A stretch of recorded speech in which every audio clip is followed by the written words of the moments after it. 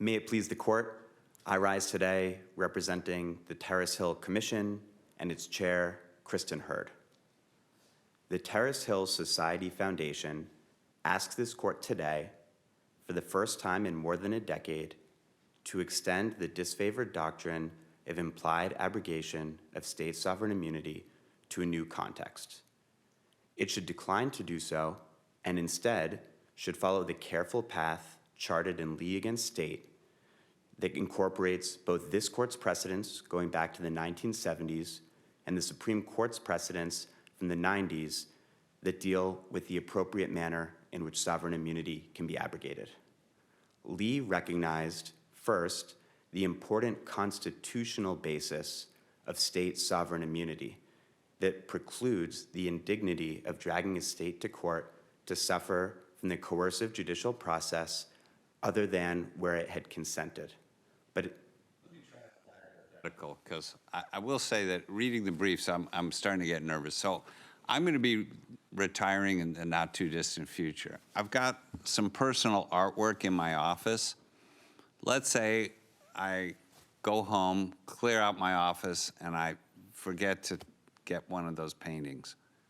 Am I stuck? Claims that you could bring. None of those were the claims that the Terrace Hill Society Foundation,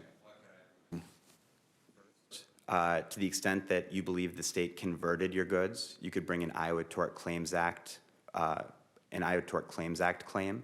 That Iowa Tort Claims Act is an explicit consent by the state, an express consent that abrogates its sovereign immunity. There is an open question in the context of replevin as to whether, because there is a statute dealing with replevin that doesn't talk about the state, but in some contexts, replevin is treated as a tort. Perhaps a replevin action could be brought.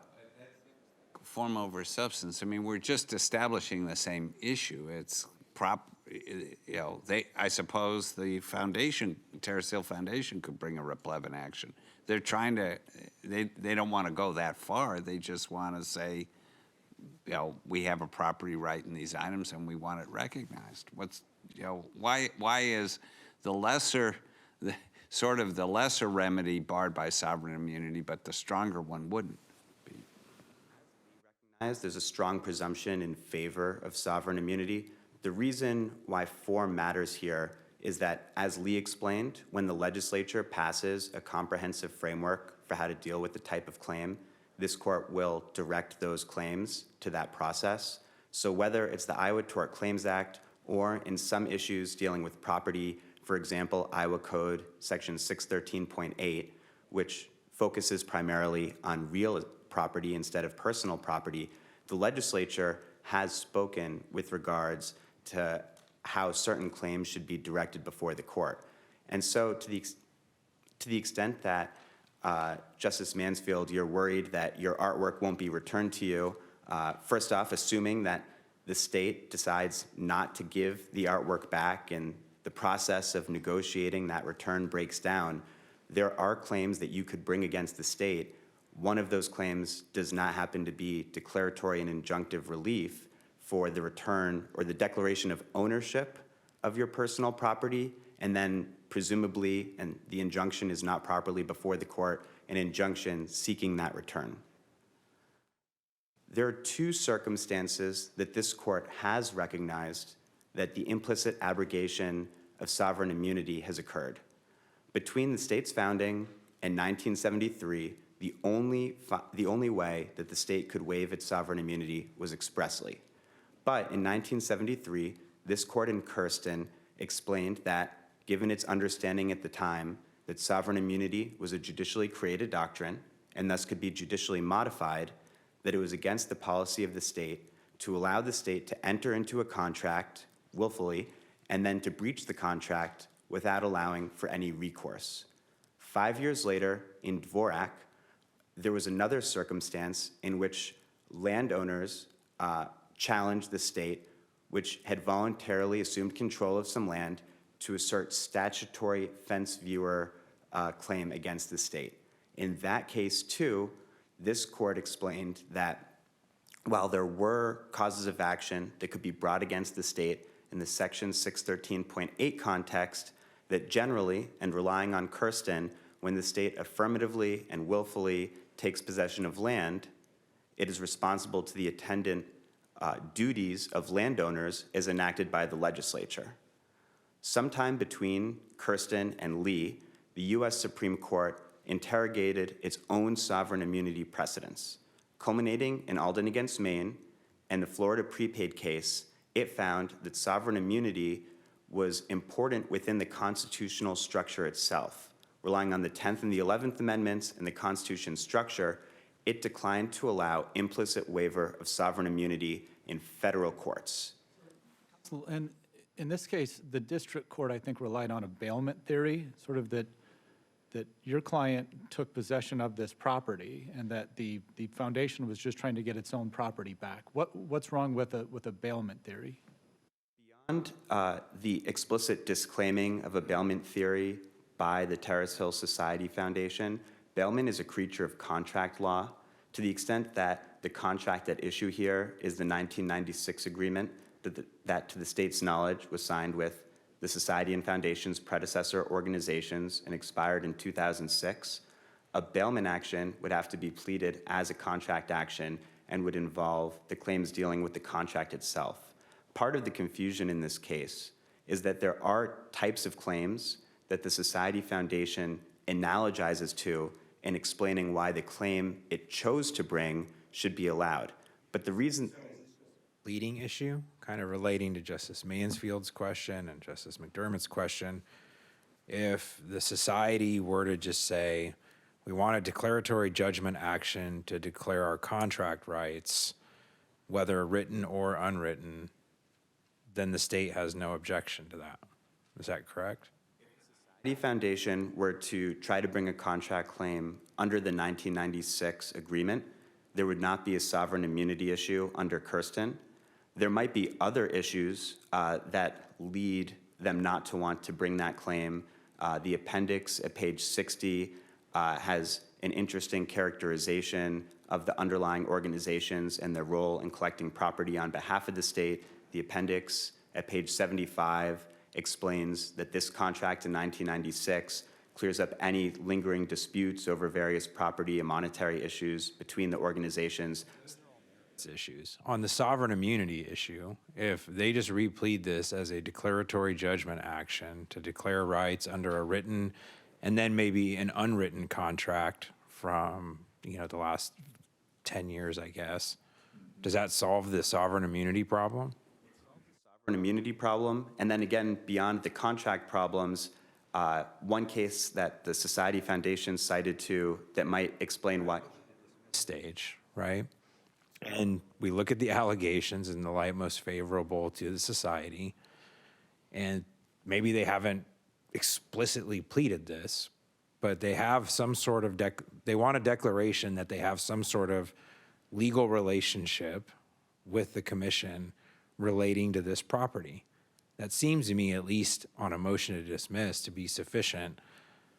And I think you're conceding that if there is some sort of contract, then this suit can go forward. And I think that's what they're saying in effect. Because of the strong presumption in favor of sovereign immunity and the general trepidation courts have against extending the implicit abrogation of sovereign immunity to new contexts, allowing a declaratory judgment action in order to settle title and personal property would be a new context that has never before been found in this court to be a context in which sovereign immunity has been abrogated. The stage of motion for summary judgment, it just seems really early on in the stage based on what's pled in the petition. The heart of the sovereign immunity issue, as this court has repeatedly recognized, it's to remove from the state the obligation to be dragged to court in order to face a coercive judicial process. And to the extent that this court thinks that the proper stage to determine sovereign immunity issues is at the summary judgment stage, that would almost entirely swallow the rule protecting the state from suit other than where it is consented to be sued. This is where it's abundantly clear at the outset, but in this case, there appears to be maybe some issues raised in the petition that seem premature, don't they, to dismiss at this point? To the extent that the plaintiffs are the master of their own case, they chose to bring a claim that isn't expressly authorized by the legislature and isn't clearly covered by this court's prior holdings. They could have brought a claim in the manner that would have avoided the sovereign immunity issue, and at that point, for example, had they brought a breach of contract claim or something dealing with the contract at issue, then Kirsten would control, and once you get past sovereign immunity, there might be other issues. For example, one of the cases on which the Society Foundation relies is the Papadakis case. In that case, Mr. Papadakis worked for Iowa State. He had a contract with the university, and because of that, it found under Kirsten, sovereign immunity didn't apply. But he was seeking declaratory judgment in order to determine the rights underlying that contract. Because sovereign immunity didn't apply, they were able to move to the next step and realize that they needed to direct that to the 17A process. Here. For example, I think you mentioned replevin as a possible way to get around sovereign immunity. Isn't that in effect what they're asking for? For a replevin suit, it would have to be directed through the Iowa Tort Claims Act because that's the exclusive mechanism for dealing with torts. But I'm not sure replevin is necessarily a tort. Maybe it is. I haven't thought about that. But I did see a case. Maybe you've seen it out of Oklahoma from just a few years back, which seems pretty analogous. There was the Gene Autry Museum, and there was a gift shop that had items that used to be on the museum and had items that it said they were withholding that were their items, and the court said the replevin action was not barred by sovereign immunity. So, I mean, again, are we back to just form over substance here? Court's precedents, if they were to characterize this as a museum-type situation, the legislature has actually spoken to that, and in Section 305 has set forth an exclusive process for how to deal with claims under the Museum Act. The issue, again, is not an issue of form over substance. It's that there are many different paths that the legislature has authorized suits like this to proceed, and instead, they tried to move down a different path outside of the direction of where the legislature has abrogated its sovereign immunity. And to the extent that this court in Lee explained that when the legislature acts and when the legislature creates a comprehensive framework for claims, that this court will direct those claims through the proper channels. To the extent replevin is a tort, which at least in some occasions it is, it should be directed to the Tort Claims Act. To the extent this is a claim concerning a museum issue and loan, it should be directed to Section 305B. And to the extent that it's a pure replevin outside of tort, the statute there doesn't refer to the ability to sue the state at all, which at least under the recent cases in Anthony against State and Raper and Lee itself would indicate that the state shouldn't be subject to suit unless it consents to suit in the statute that's passed. Relating to Commissioner Hurd and the disposition of that claim. Chairperson Hurd does not have the ability to effectuate the relief that they seek. Part of the Ex parte Young rule, which primarily deals with federal statutory and constitutional rights, neither of which are asserted in this complaint, allows to sue a state official in order to avoid some of the formalities that come with state sovereign immunity. Here, Chairperson Hurd was added in the amended complaint, but it is not pled in the complaint how she, in her role as chair, is able to effectuate any of the relief. Is it the governor? The person here, if they are able to get around sovereign immunity, would likely be the Terrace Hill Commission itself, which is why in Papadakis, the proper approach was the 17A process. Here, the legislature has... Parte Young, you sue an individual. I mean, you know that, I know that, right? So who would be the correct individual? I mean, I understand you're not agreeing an Ex parte Young claim is appropriate, but if it is, who would be the person? I mean, the governor, it's her official residence. Is she the person that needs to be sued, or is the Hurd good enough? Young is the ability to actually effectuate the relief here, which is declaring ownership of the material.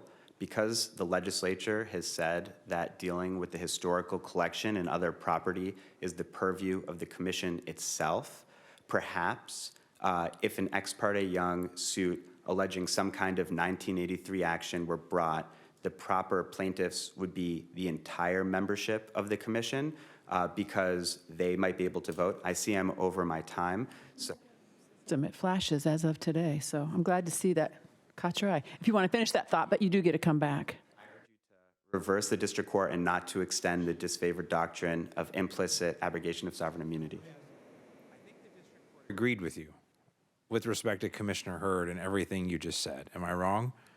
So the issue is here, what is the distinction between dismissal with prejudice and without? And I understand the distinction, but why does it matter here? And why did the district court get it wrong in having the dismissal be without prejudice? Here is Chair Hurd is a person and should not necessarily need to remain involved in an ongoing lawsuit to the extent that the relief that is sought is something totally outside of her power to give. Dismissal with prejudice, given the failure of both the ex parte Young theory on substance grounds and also her inability to effectuate the relief, even had a different claim been brought, should have let her be dismissed from this case with prejudice. Thank you.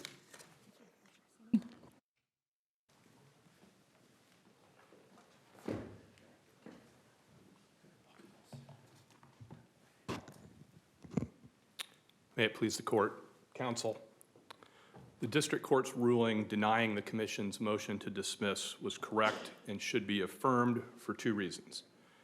First, the district court correctly applied long-standing, well-established, and controlling precedent concerning constructive waiver of sovereign immunity in accordance with this court's decisions, primarily the Dvorak case. The Terrace Society Foundation, in its amended petition, specifically alleged a course of conduct going back many, many years and involving not only the Terrace Hill Society Foundation, but also its predecessor organizations, the Society and the Foundation, where items of property, specifically historical artifacts, some of which are priceless, have been placed in the care and custody of the commission for display and use at Terrace Hill.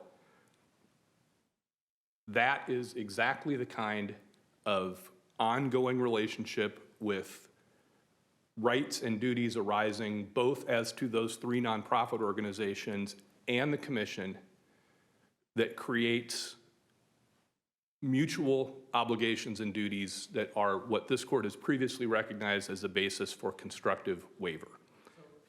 Yep. The legal theory, the sort of underlying cause of action here. It's a declaratory judgment action. It's not a breach of contract action. It's not a bailment action. It's not a replevant action. What we are saying is that, as I think the pleading state, and I think that the commission has conceded, there was a long course of conduct where it was mutually understood that these items were the property of either the society, the foundation, or now the Terrace Hill Society Foundation. The law changed. And we don't dispute that the legislature changed the structure and the interrelationship of these organizations in 2013. But that left the issue of, well, this property has been placed in the care and custody of the commission. It's at Terrace Hill. The commission clearly has possession. Who owns that property? All we're... And then get back to that. Is there anything in the record to show that the people who handed over the priceless item, it was a part of their estate planning to go to someone else? Is that any part of the record?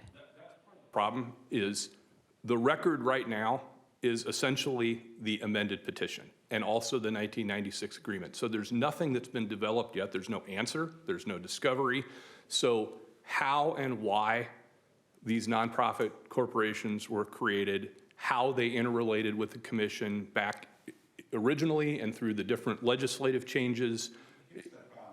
And I think Mr. Wessan raises some legitimate points. I think potentially constitutionally you have to have some path. I mean, the state can't just take property that doesn't belong to it and keep it and say you have no ability to sue the state. But they don't have to afford the particular type of cause of action that you might choose to pursue.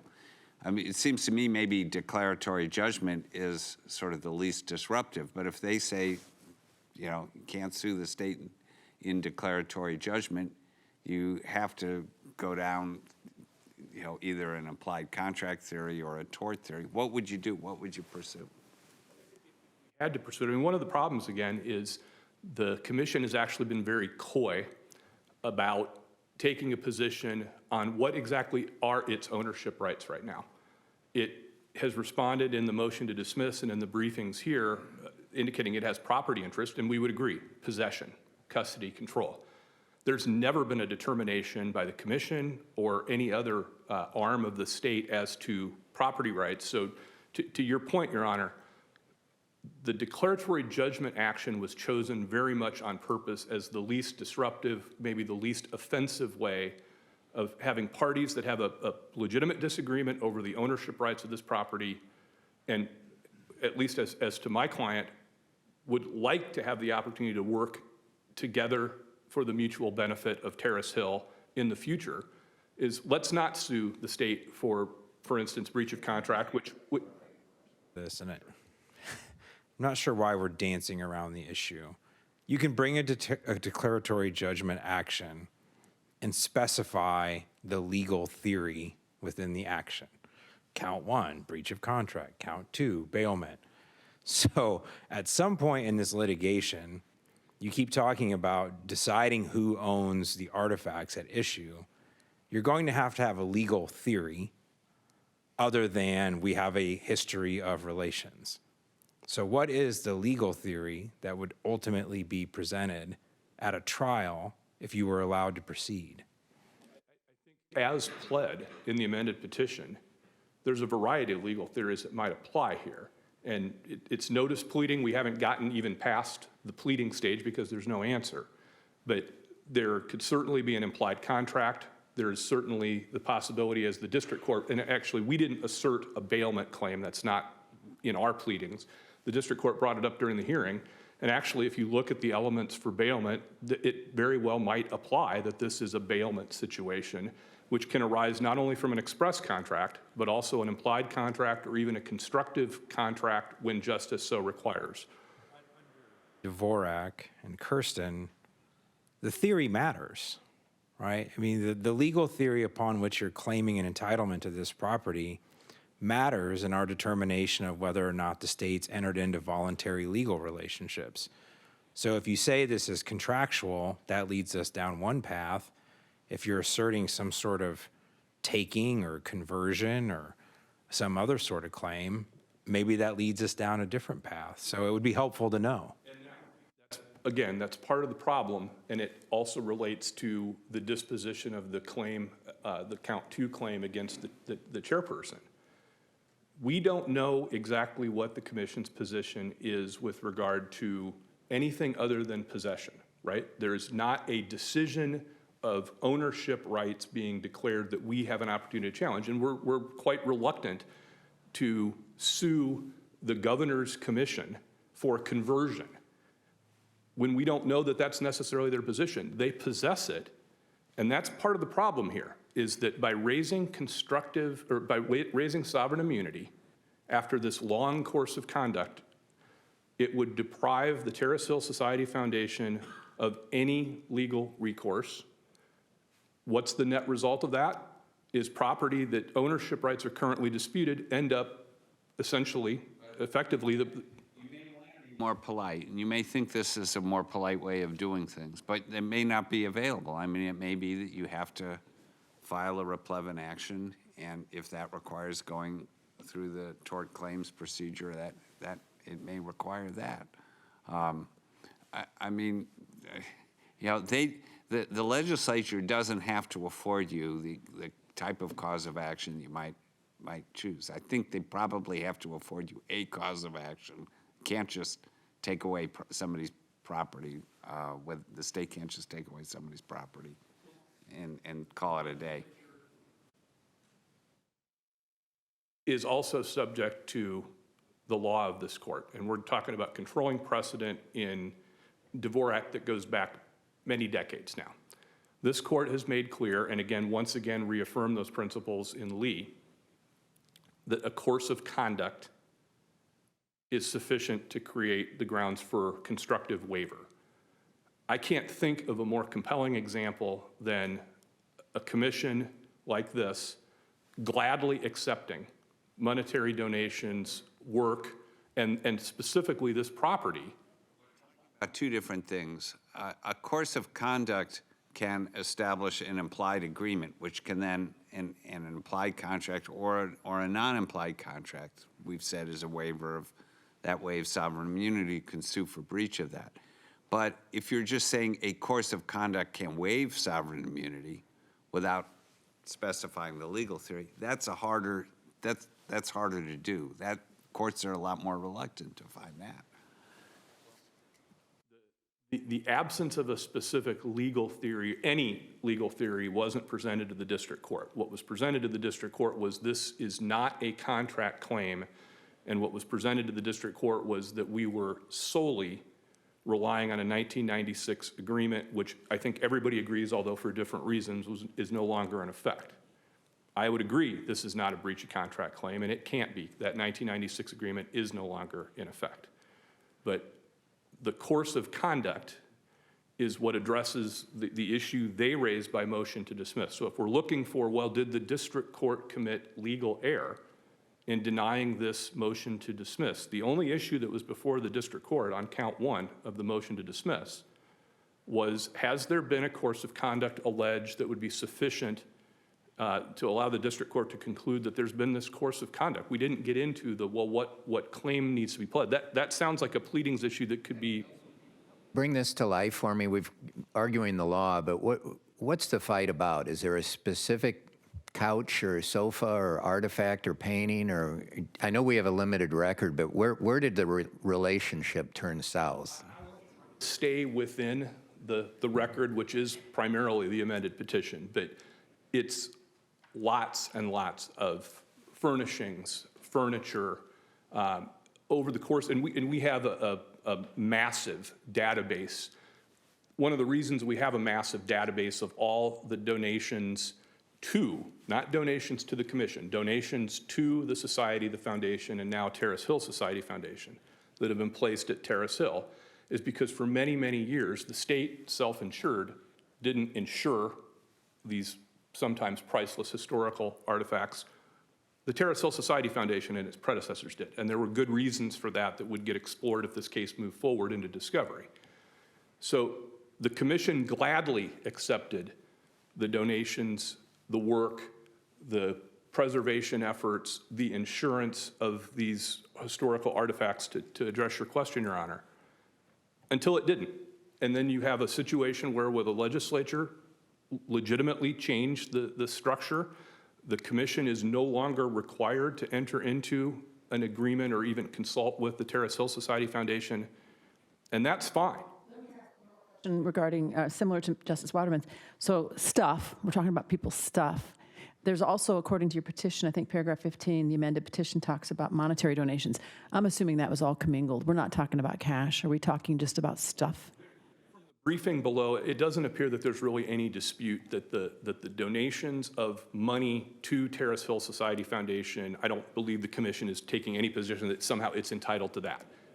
Its position seems to be that because it has possession, custody, control of the collection, it gets to keep it because there's a disagreement over ownership. It gets to keep it. We have no recourse in this case because of sovereign immunity. And there, as a net result of that, it's now the commission's property.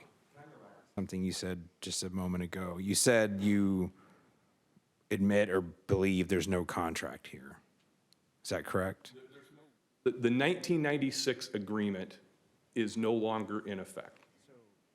Our standard for constructive waiver of sovereign immunity is the state has to voluntarily create legal relationships, not relationships, but something that we would recognize at law as having some sort of binding obligation on the state. So you keep saying course of conduct, but what is the legal relationship that's created between the Society Foundation and the commission where we could hang our hat and say that's a legal relationship, and with respect to that specific claim, the state's waived sovereign immunity? Before the 1990, our amended petition refers to before, during, and after the time period of this 1996 agreement. And I'm going to hustle to try to address each of those levels. Before the 1996 agreement, these are literally nonprofit organizations that were created and worked into the legislative architecture of how this mutual relationship worked. It was part of Iowa law, both Iowa Code and Iowa Administrative Code. The commission entered into a contract that went on for many years, the 1996 agreement, with the society and the foundation. Now, let's be candid. The contract, the 1996 agreement, dealt mostly with an urgent fundraising crisis and dealing with some major renovation issues. It says little to nothing about who owns the property that might be placed with it, but it does show mutuality of obligation, separate and distinct roles. So there's no question there's a contractually defined interrelationship between the society, the foundation, and the commission. Subsequent to that contract ending, however it did, and again, I think the parties disagree about how and when, but not that it's still in place. It's not. The Terrace Hill Society Foundation, even after the law changed, has continued to do things to support Terrace Hill, including but not limited to ensuring these priceless historical artifacts at significant cost, once again, because the commission has gladly accepted. But because there's now a disagreement about the future role of the Terrace Hill Society Foundation, if any, and in particular the property, that is exactly the kind of course of conduct that not only squares with Dvorak, it goes well beyond it. I see my time's over. Last point, and it relates directly to that. The second reason the district court should be affirmed, it was noted earlier, this was a motion to dismiss. What the district court did is it properly looked at the factual allegations in the amended petition, and it found those factual allegations supported a course of conduct that results in constructive waiver. This case should go back to the district court to proceed on the merits, and the fact that the commission's position is we don't get to the merits should be troubling, because whether it's a justice's paintings or someone else's property that's placed in the care of the state or a state agency in a mutual relationship of trust, and then when that relationship sours for some reason, the state can say, sorry, right? As a shield, sovereign immunity means you have no recourse, and oh, by the way, as a sword, we're just keeping the property. That is really problematic, and that is something that should be addressed by the district court on the merits. And so we would respectfully request that the district court's ruling on count 1, denying the motion to dismiss, be affirmed. Thank you.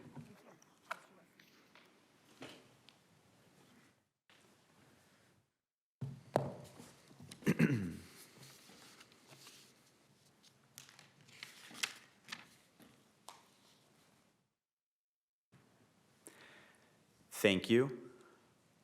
The state engages in courses of conduct every day. Much of its operation is courses of conduct. If a course of conduct alone was sufficient to waive sovereign immunity, then anything the state did could, in theory, allow it to be sued in court. I think looking at the two cases that are at the heart of this, Dvorak and Kirsten, are helpful to understand what kind of courses of conduct and what kind of underlying legal relationships serve as the paradigmatic example of implicit waivers and abrogations of sovereign immunity.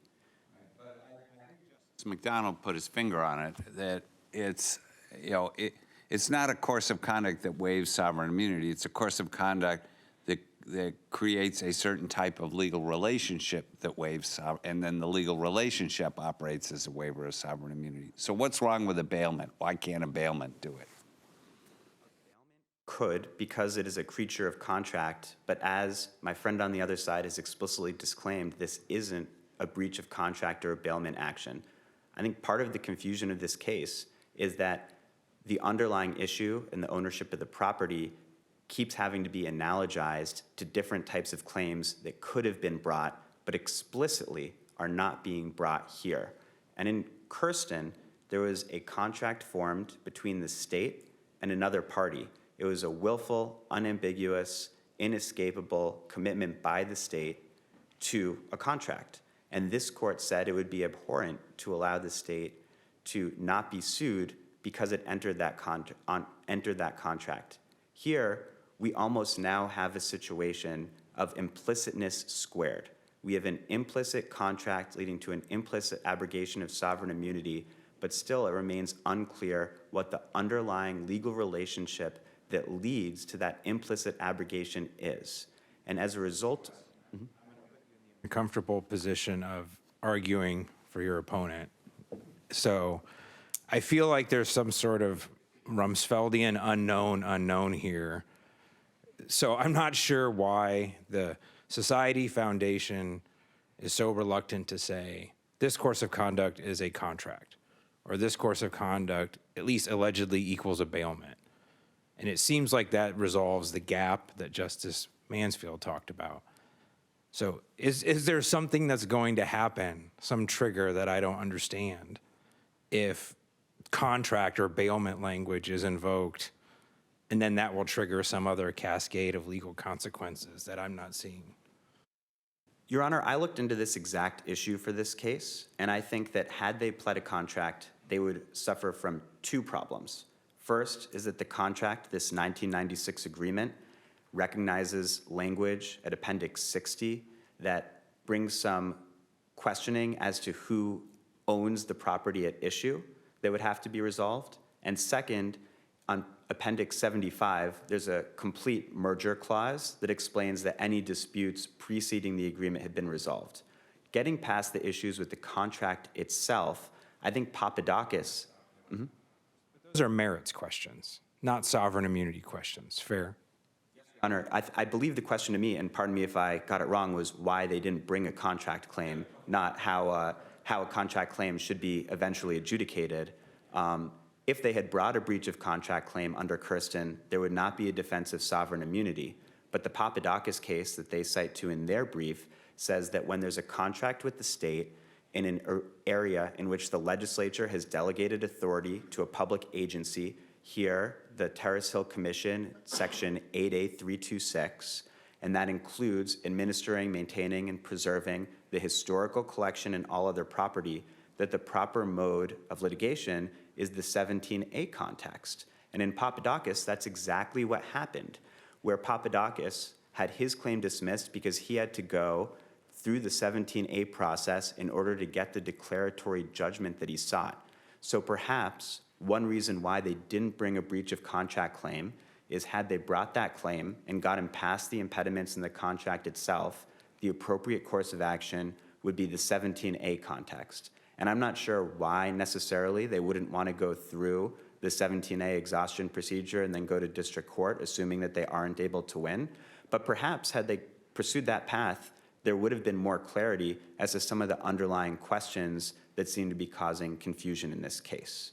And so the state asks the court today not to extend the disfavored implied abrogation of sovereign immunity doctrine to a new context for the first time in a long time, and instead to reverse and allow the state to assert its sovereign immunity. Thank you.